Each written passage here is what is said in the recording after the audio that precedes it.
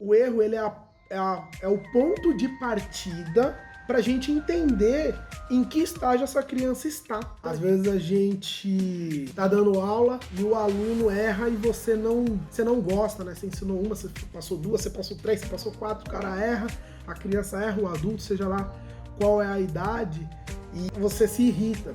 E aí é o grande segredo no construtivismo, né?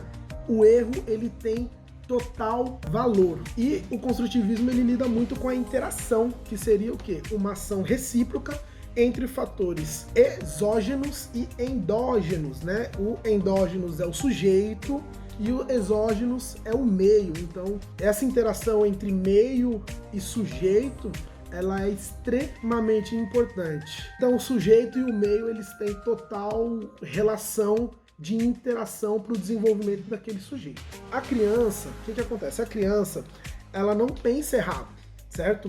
Ela pensa a partir da sua própria lógica, pois ela está construindo o conhecimento dentro do seu sistema nervoso. A criança não está pensando errado, ela está se desenvolvendo ainda, então ela está no processo de construção. E aí qual é a questão? O erro dentro desse processo, ele não deve ser punido.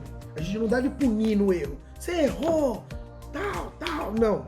O erro ele não deve ser punido, mas o erro também não pode ser negado para aquele indivíduo que está em processo de desenvolvimento. O erro ele é o ponto de partida para a gente entender em que estágio essa criança está. Então a gente não pode criticar o erro, mas a gente também não pode negar esse erro. E isso é para criança, para adolescente, para nós mesmos durante qualquer processo, seja estudando para um concurso, seja treinando, seja se desenvolvendo num movimento novo dentro da capoeira ou ministrando aula, não importa. A gente não deve criticar e nem negar o erro, porque está no processo de desenvolvimento ainda.